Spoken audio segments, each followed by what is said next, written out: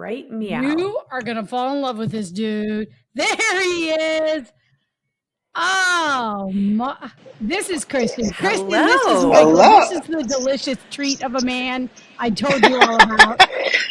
Well, hello, Michael. I've heard so much about you. Nice to meet you. I believe only half of it, I'm sure.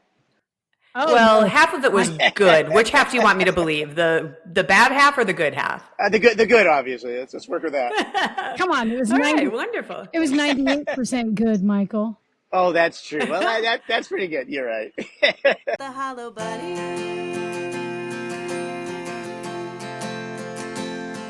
And we all feel how. Greetings and salutations, and welcome to the Hollow Bunny Leadership Podcast. I'm Kristen Zeman, and I'm here with my sassy and salacious co-host, Sylvia Moyer. How's that? You like that? I love it. I gotta look it up. I'm not sure what all that says about me, but if you're dishing sassy and salacious, I'll take sassy and salacious. Yeah, you know I'm into the alliteration. I love the alliteration, so I try really hard with this. Okay. This is the heaviest lift of my day. Okay. Wait, go. You gotta say who I am, my sassy salacious from that province, that place in Canada. Go ahead, try it. Saskatchewan. Oh, that is a mouthful. It's my favorite. I want to move there just so I can say I live in Saskatchewan. So anyway, Sylvia and I are both former police chiefs, but the Hollow Bunny podcast is not just for cops. This is for anyone interested in talking about life and leadership, and particularly the lessons that we have learned about both. And those lessons fill up the Hollow Bunny metaphorically. Syl, why don't you tell us who is filling our bunny today?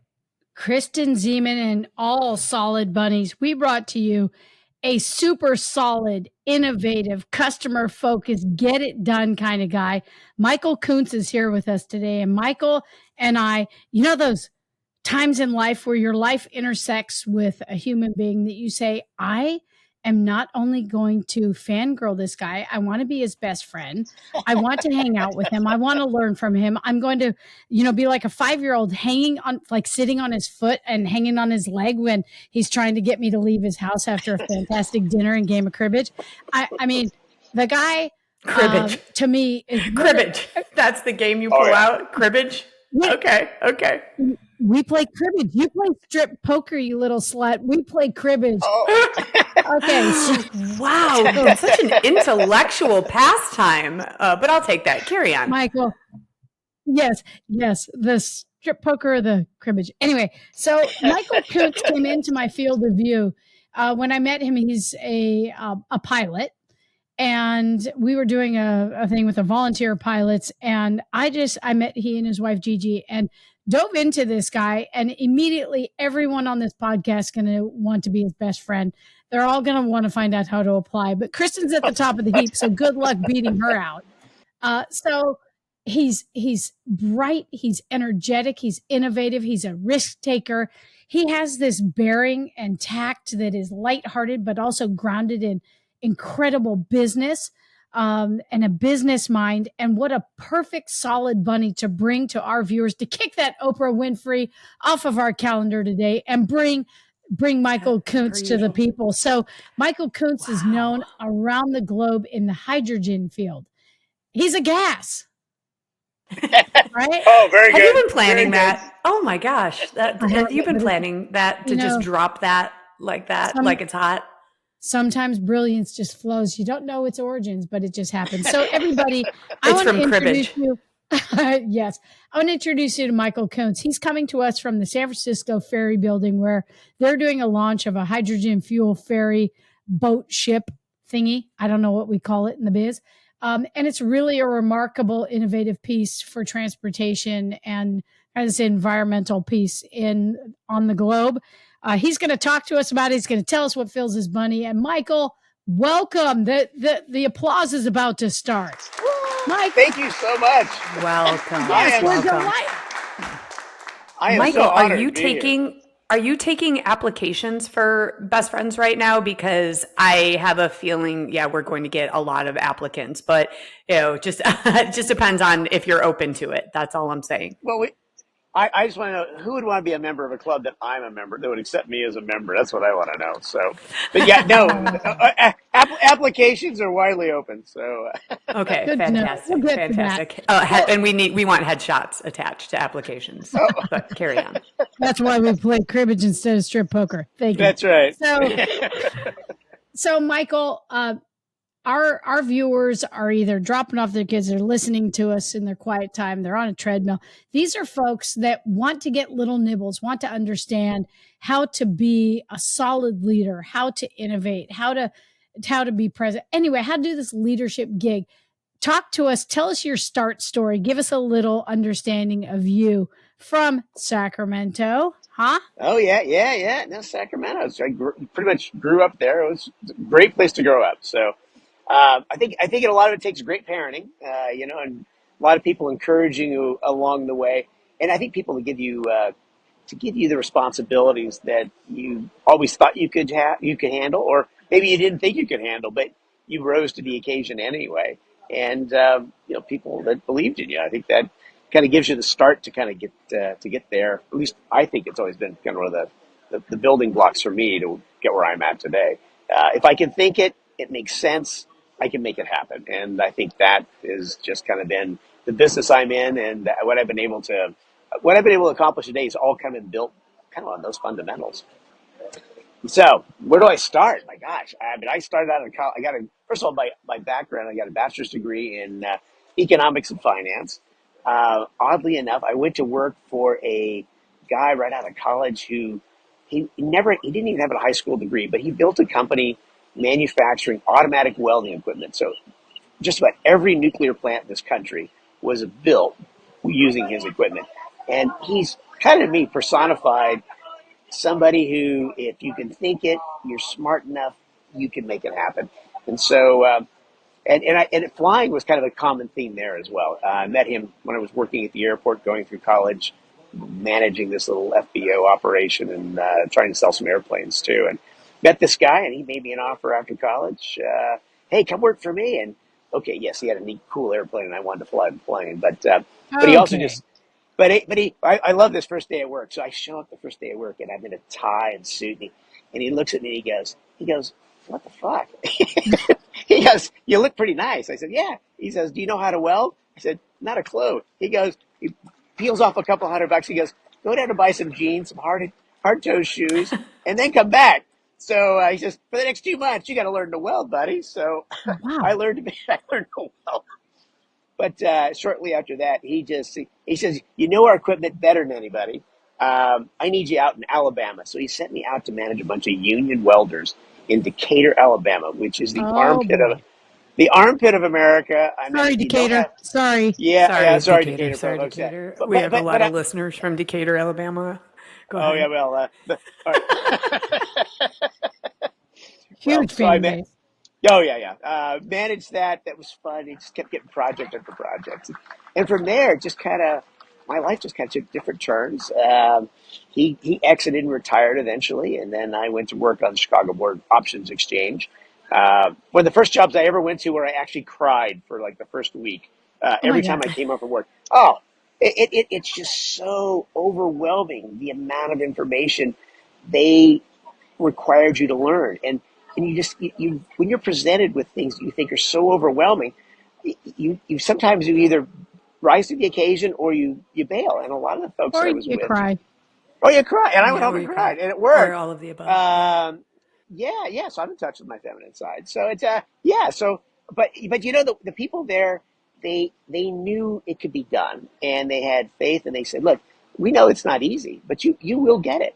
And I son of a gun, the amount of information the mind is able to process and remember is really impressive, especially when someone kind of forces you into it, and you really want it as well. And so little things like at the end of the day, we'd be doing trades on options, and the guy I was running for would say, well, how many of the IBM contracts did we buy, the April 50s or something? And boy, I could rattle off exactly how many contracts, who we traded them with. It's just amazing how your brain is really this incredible sponge for picking up things.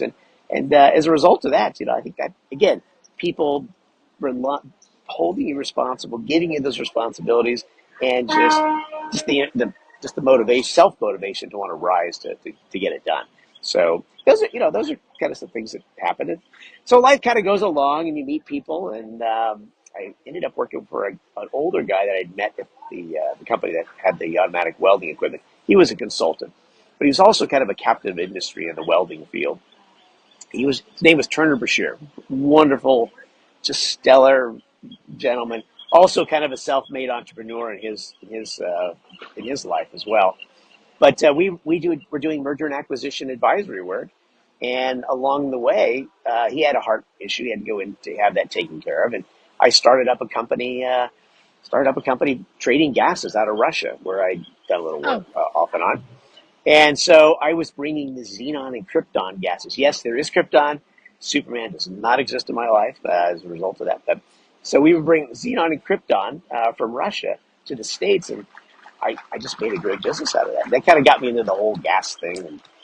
And gases led to making trailers to hold the gases. And I started an operation in Indonesia, where we were like, if you go to Indonesia, you'll see my trailers all over the place. I've since exited that business, but this was early CNG days.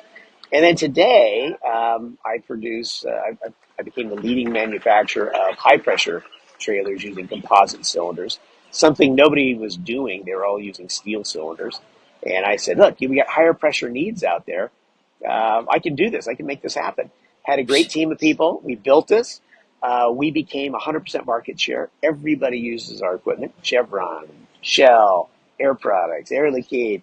It's, when you build something, it's great. And I think part of that has always been the desire, thinking for your customer. Because a lot of times customers want something, they just don't know all the details about how to get there. And if you're doing the thinking for the customer, and not in making it easy for the customer, maybe that's the best way to put it, make it easy, it just really flows. And customers, we all like the path of least resistance, don't we? I mean, that's why fast food survives, right?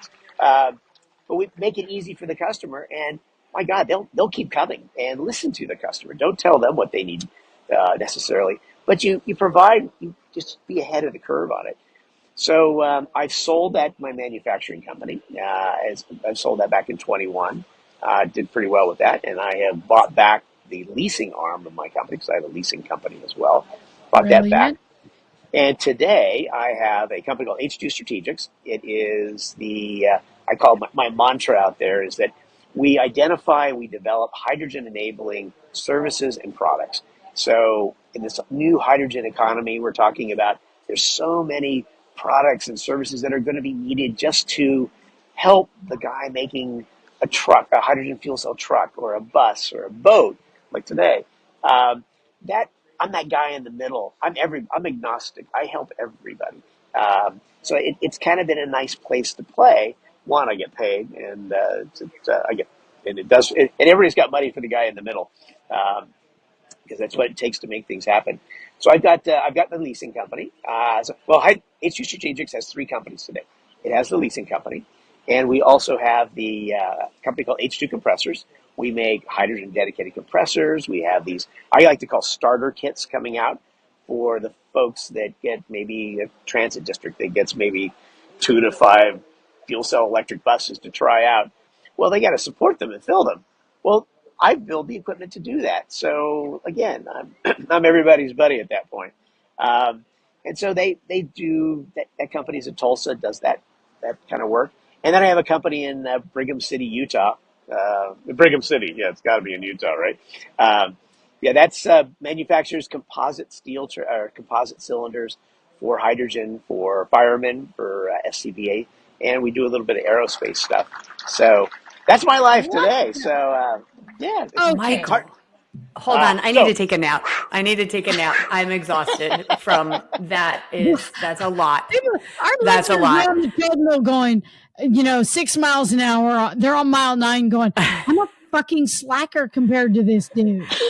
You're not slackers, Michael. Solid bunnies. You're not slackers.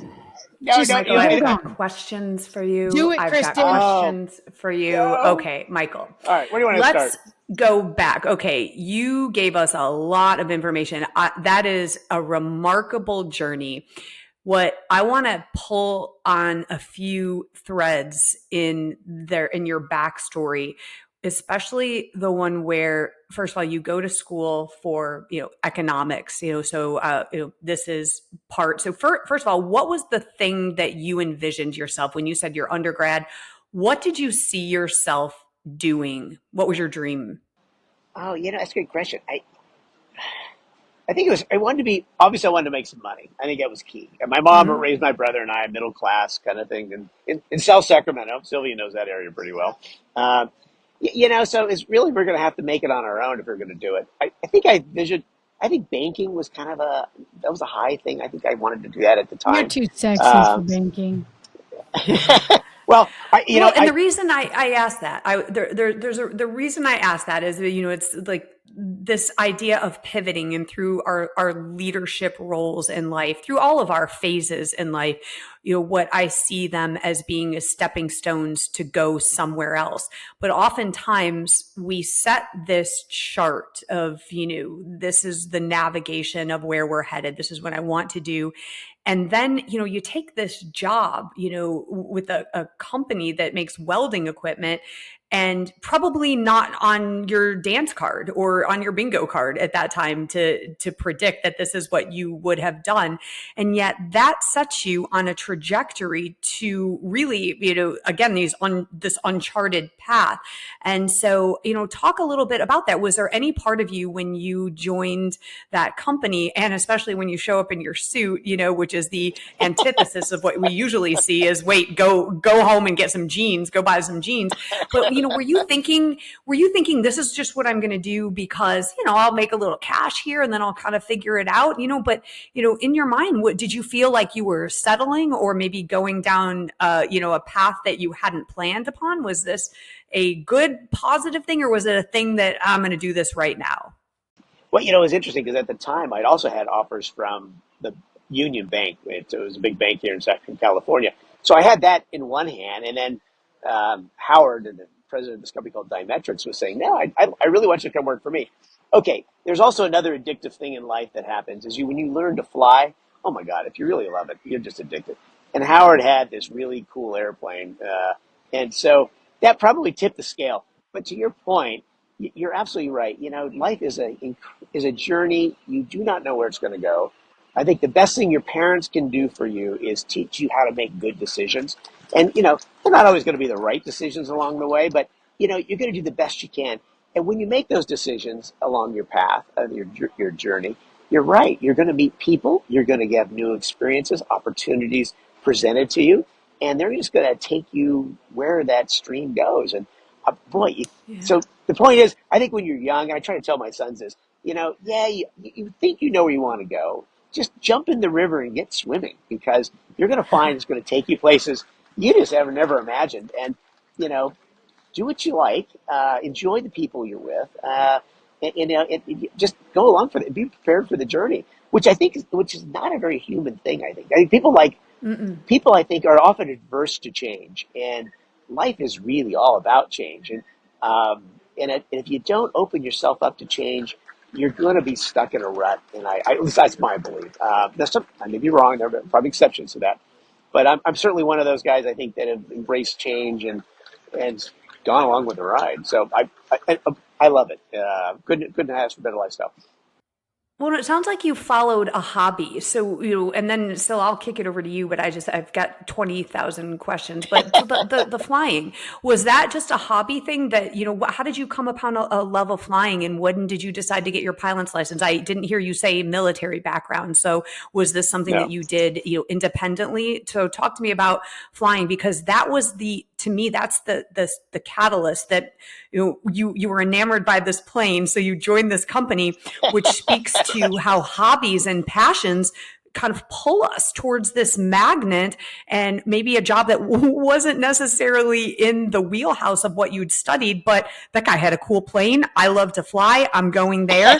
Thus now a trajectory that you could have never imagined, then transpire. So where did this flying come from?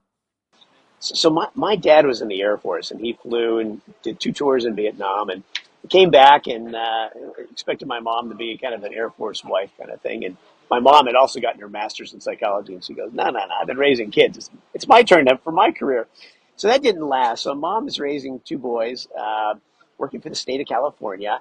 And I think she kind of wanted to instill us to take responsibility. And so when we were best friends at 16, 17, she says, I'll tell you what, guys, if you want to learn to fly, I'll match you dollar for dollar on that. And so I took her up on that. I had a job, and I had some money saved up, and she matched that. And this is back when learning to fly was relatively inexpensive. And I took flying lessons, and when taking flying lessons, I got to know the owners of the business that where I was taking the lessons, and they offered me a job to work there and opportunities to fly in their bigger planes. So you're right, the journey began early, and like I said, it's the people you meet along the way and the opportunities. And the gentleman I met, Howard, with the welding company, was a client of the company that I worked for. So it all Awesome.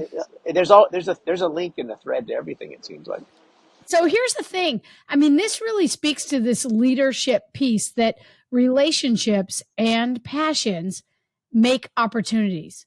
So if we say that relationships and passions often make opportunities, they also, if we are open to this unfolding experience and we follow those opportunities, they'll lead you in a place that you can't even imagine. My hunch is that you didn't see that you'd be this amazing pilot, that then you're an entrepreneur in the gas industry, that then you take this kind of sciencey, mathy brain that you have and you engineer components and delivery systems and trailers and things to deliver this.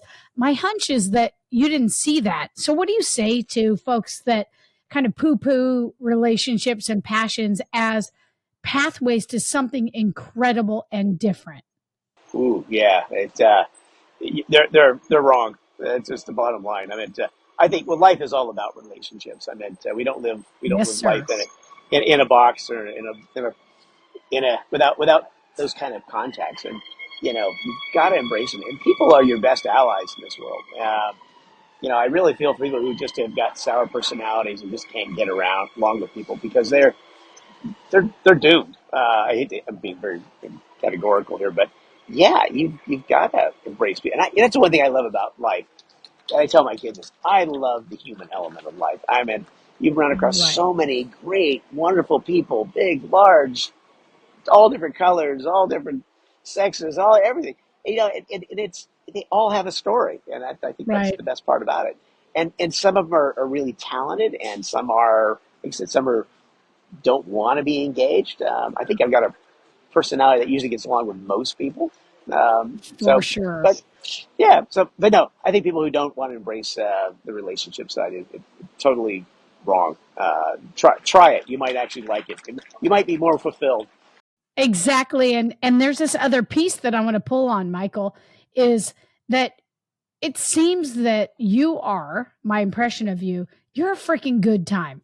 You are the kind of guy that you take your work very seriously, but you don't take yourself so seriously. What do you say to leaders about that? Oh yeah, no. I like to tell people I am not the smartest guy in the room. I like to think I work harder at it than most. But no, you can, and you certainly cannot take yourself seriously. I'm not perfect, and I know that. I've got my list of flaws. We'll talk about that on another show. But but no, you've got to be self. You got to have a lot of introspective when things aren't working. You got to be able to tell yourself things aren't working, and you have to be able to change course. But if you're not true and honest with yourself, then it's hard to move forward too. So yeah, I've got a great team of people, and they know they can tell me what they think, and I may not like it, and that's welcome. But because that's how we have the dialogue. So long as no one's taking it personally, and I think that helps. So the whole idea of human connection is, I'm just enamored by it, and especially as it pertains to teams. And it's there's this whole idea of talent and competency, and yet you could be potentially the smartest person, you could be the you have the highest level of competency, and you bring up something very important, especially about likability, is that I get along with everyone, because there's a lot of people that have a lot to offer, and yet they just can't seem to play well with others in the sandbox. And I love that, because when we think about when we're building teams and leading organizations, there are people, what excites me and what ignites my fire is being with people that inspire me, people that make me laugh, people that I want to be around. And that means also people that I want to be in the trench with when the defecation hits the oscillation. So that competency for me is of utmost importance. But gosh, I want to like you. I want to have fun with you.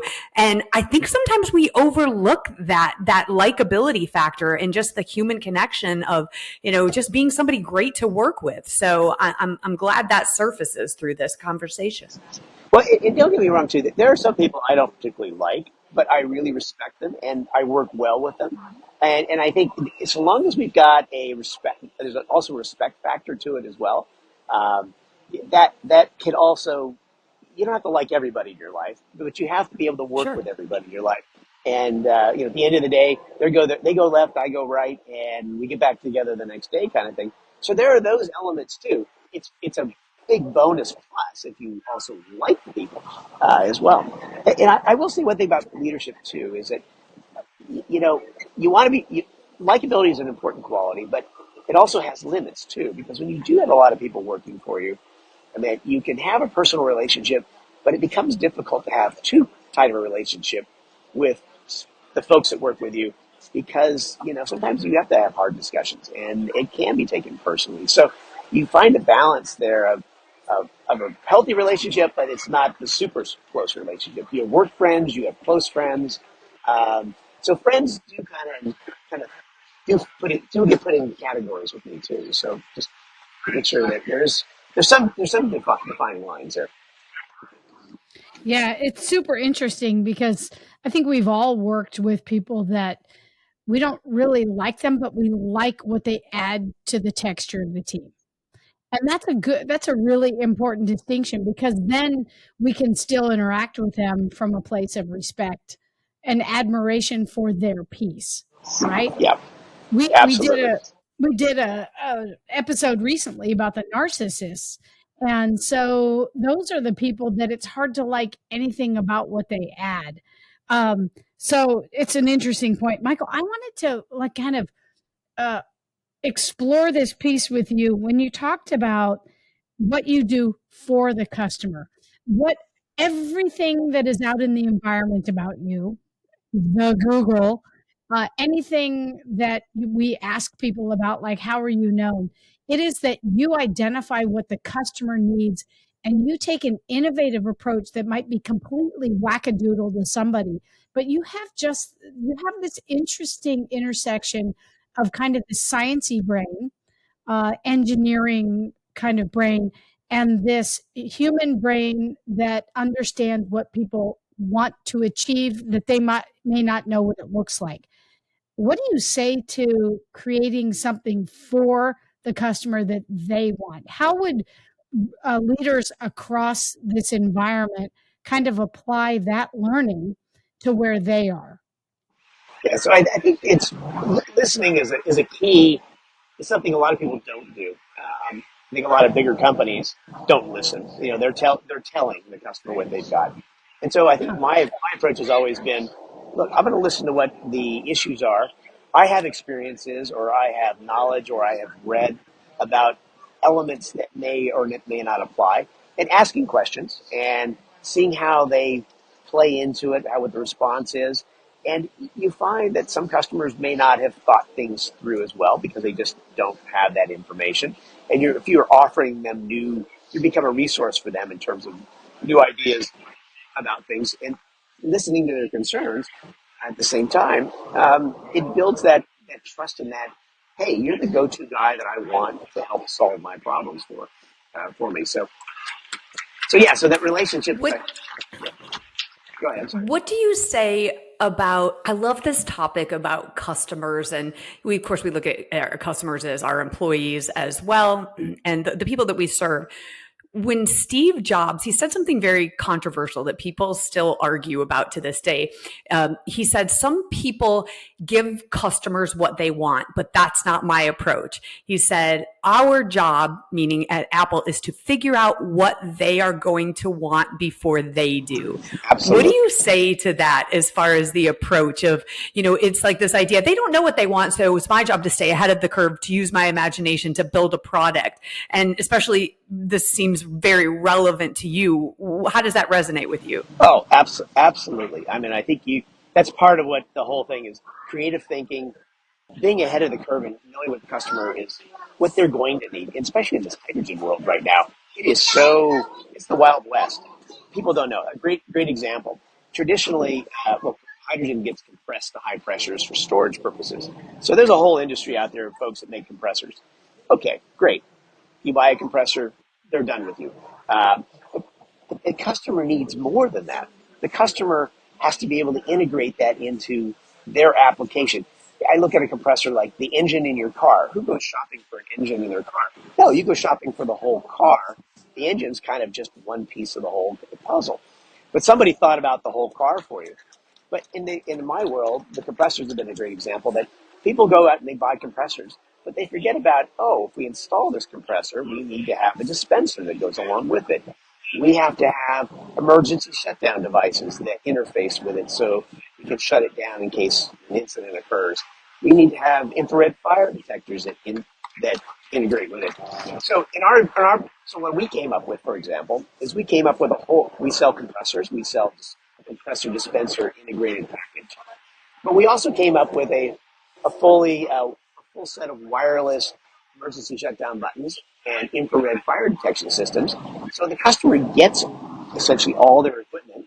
They pull it out of the box, they mount it where they want, turn it on, and everything's talking together. It is the full solution that the customer actually needs. But the customers at the time didn't know any better. They didn't know that they're going to need a shutdown device or a fire detector. But we knew they were going to need it. Let's build it. Let's put it in place so that when we never even have to have that discussion. The other great thing is I'm a little bit paranoid about my competition. I'm always looking in the rearview mirror. And I want my competition, when they come to the field of battle, I want them to be so underarmed for it. I want them coming out to sell a compressor. And the customer says, well, what about the fire device? What about the shutdown devices? And they're going, well, that's not my problem. I love you guys. You just keep selling for me. Because that customer goes, Michael was just in here and he had all those solutions for us. So we're going to go with Michael because he's thinking for us. And not only that, when you're thinking ahead like that, you also become the expert in customers. To Steve Jobs' point, think about Apple and the iPhone and stuff that he did there. I mean, they were the leader for the longest time, and they certainly have competition because he was thinking ahead like that. And again, people automatically, if you're giving solutions and you're thinking ahead, customers start to think you are the expert. And I'll just say that's silly, but it's true. I think they come to you for solutions, and you get that reputation, which is a great place to be. So yeah, that is so rad. Pro Steve Jobs. I think he's on the right track. I like his style. Right, he learned from you. Okay, so there is an application there, and I'm guessing my mind is firing. First of all, this whole hydrogen, you're saving the planet and making these remarkable solutions is all like freaking magic to me. It's like you're like talking about compressed gas. I'm like, I don't even know where you get gas. Like, I have no idea. It's all freaking magic. But the essence of what you're talking Beans. about. Okay. Good point. The essence of what you're talking about can be applied in every field, I imagine. And I'm just thinking in the spaces that we occupy as leaders, the people that work for us, it's like, okay, so you did this. What did you do in furtherance of that for the people that we serve? It could be a customer. It could be someone calling, public safety for help. So my mind is really firing in an interesting way that leaders that are listening to this will be compelled to be where they are and then to perhaps ask these questions and explore with their folks, how might we do this, to think for people. They'll need A, B, and C after our immediate interaction has concluded. That's something. Kristen, is this making your brain fire as well? Yeah, there's also for sure as far as it transcends across industries, but Yeah. there was something else there that really hit. And, when you said, even though you use the words, I'm kind of paranoid about my competition, in actuality, you're more focused on building a better product for the needs of people. And I think there's a lesson there as well, because there's this famous picture of Michael Phelps just as he is about to win whatever gold medal it was, and he's looking ahead, and his competition, you can see in this still shot, they're looking at him. And I found that so interesting. And the metaphor there is that he's the winner and he's focused on the future, on, ahead, and he's not looking at his competition. And there's something there about getting better and making a better product, making that better widget, whatever industry you're in, determining what the customer needs before they even realize they need it. But if you spend too much time focused on your competitors, you're going to lose that future focus. Oh, no, no, absolutely. And I think to both your points, I think being able to look ahead, and I think it can be applied to a lot of different, whether service industries or product industries. But I do think you do need to be selective. There are some things that I don't believe in the whole theory of don't fix what's not broken. And I think part of that is being able to distinguish that. All right, maybe there's some school teachers out there that may get offended with this, but math, I think, is a great example. Math, the concepts of math have not changed in the last century. Yet, for some reason, we feel, and it worked, we produced a lot of really smart people teaching math the way they taught me math, for instance. But now some people say, hey, we need to do better. We need to change things. And now we have a system, for instance, that, okay, maybe they get there, but it may not be as efficient as it was back then. The point being is, sometimes you need to be able to look at things and go, okay, that is really optimized. Now I need to look at parts of the equation that are not optimized, where we could do better, and where to focus that forward-thinking aspects of it. Because to sit there and focus forward aspect of the resources, trying to look at where the future is going to go on something that really doesn't require that's working well, isn't a great use of time or resources, and oftentimes can actually, I think, take you backwards a little bit. So I think that's the other part of the process that you have to go through, being selective of where you do apply it. Like we're not gonna make Yeah. the 8-track tapes come back any better by spending a lot of time on that one. So Yeah, those are so last year. So Michael, we've spent some time together. We know you're doing this big boat launch. So we just have a couple final things. And you can make them as brief as you want. So we have a question. Do you make your bed? absolutely. Well, I share it with my wife. I do it every once in a while. She doesn't half the time. But it gets done. Oh, it gets done. Absolutely, yes. So Gets first done. one out of bed doesn't have to make it. Last one out makes it. Is that what I'm hearing? And I wake up early. Yeah. See, Well- that's my Well strategy. done. Yeah. Okay, Kristen. But then I have to remake it. Yeah, she's a monster. She I love it. remakes it. I'm a monster. I remake the bed. Yeah, it's ridiculous. I never get the pillows back on there the way they're supposed to go on. I know. I know that. It's my burden I carry with me. So What is with us ladies and our pillows? I don't know. It's a gender thing. So Kristen will ask you a question in a minute. I want to really tug on this. You're a pilot, and that is a passion. It is a calling. I connected you and my sister. You guys do that pilot thing and talk airplanes. And, there's a prop somewhere, jet, and you guys both look, and we just wait for you to stop staring and identify said aircraft and then move on. So what do you say to passions fueling you? oh yeah, no. I think passions have got to be passions feel it. And that's the piloting thing for me is it's a release. It's life is busy as it is.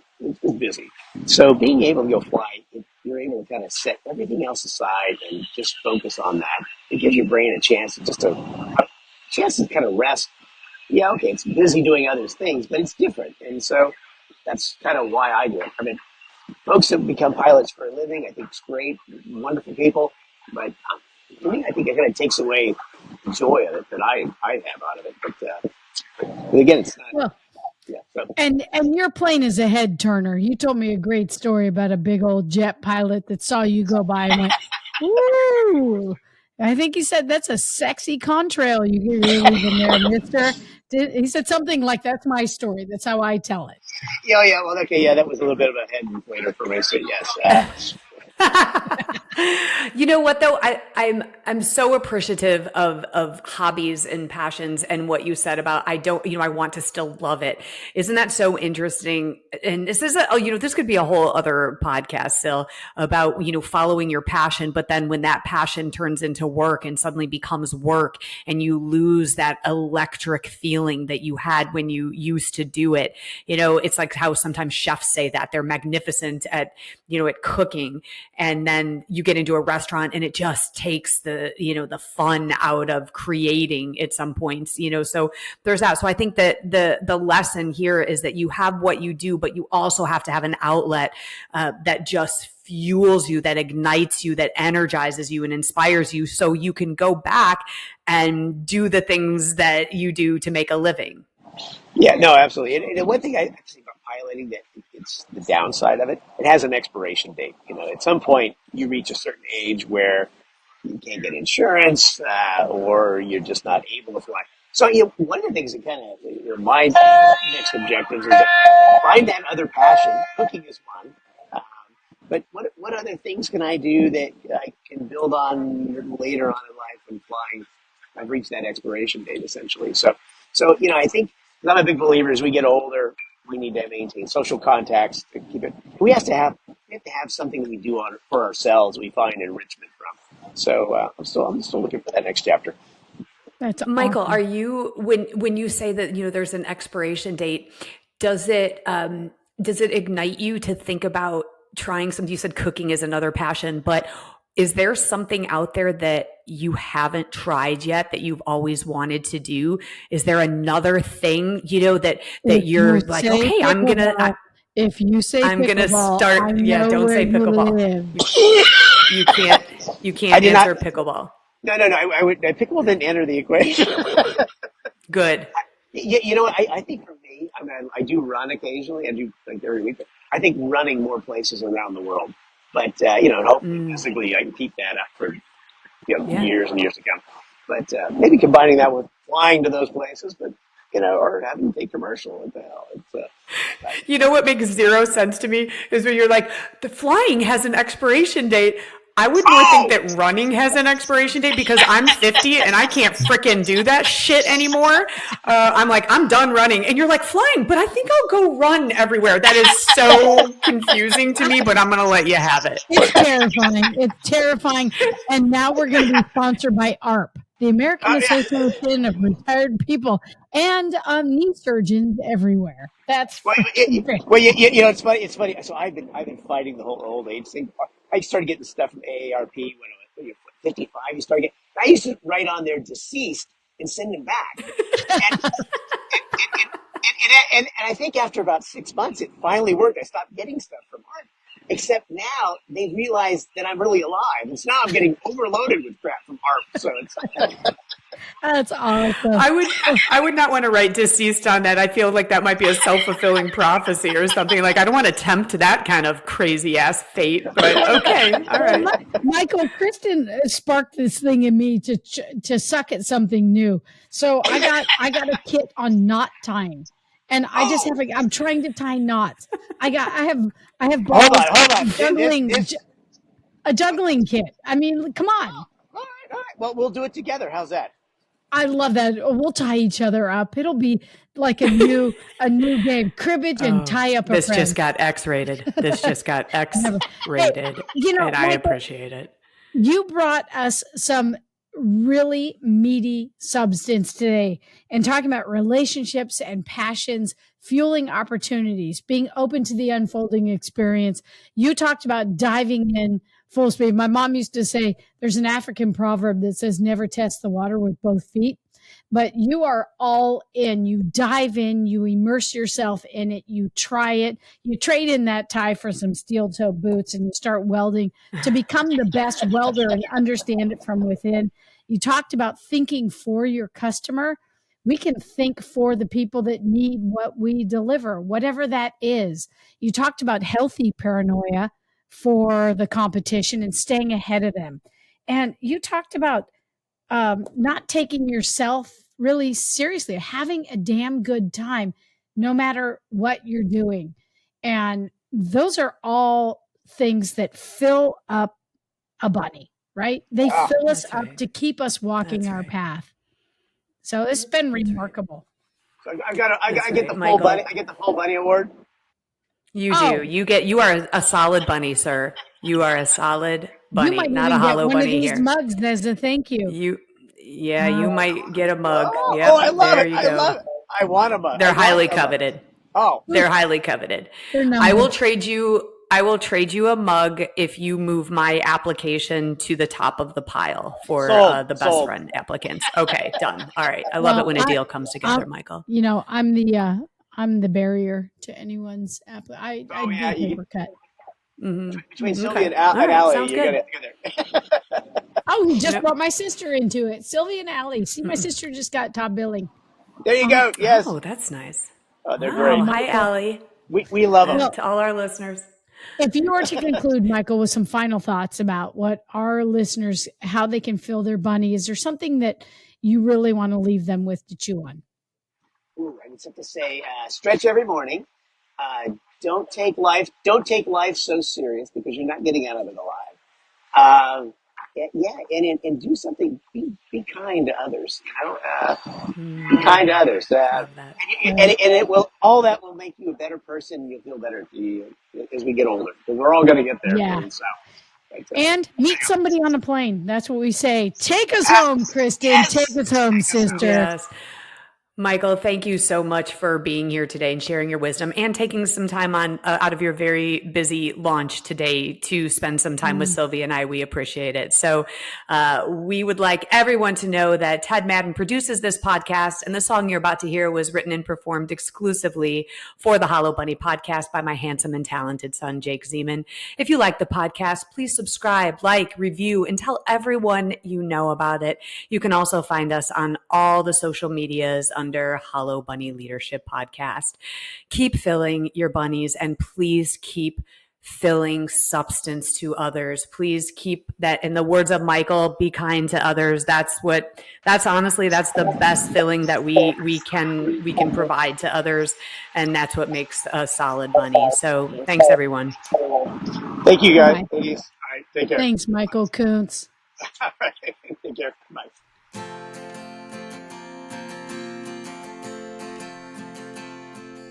When you look inside, what do you find? Are you content to fall behind? When you lose your way and you've lost your why? Have courage and get ready to fight the hollow bunny.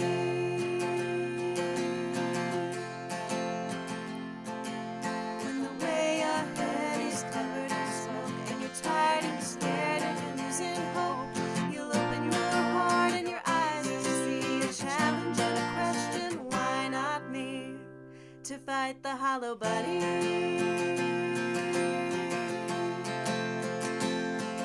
And we all feel hollow sometimes, but the monsters are only in your mind. It's a tough pill to swallow, but if you're brave and kind, you'll be alright. If you fight the hollow bunny.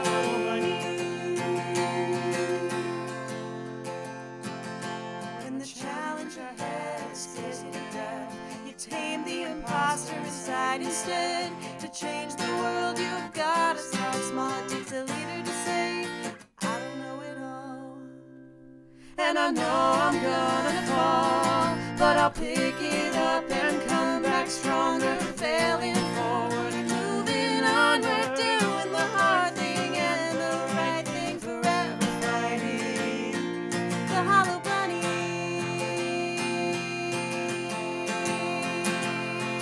And we all feel hollow sometimes,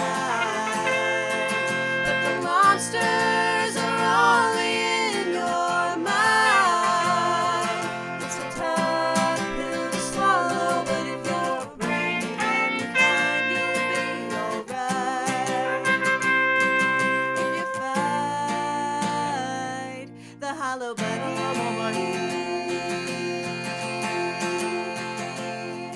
If you're tough on the outside but empty within, something's gonna crack, you've gotta start again. You're tough on the outside but empty within, something's gonna crack, you've gotta start again. The monster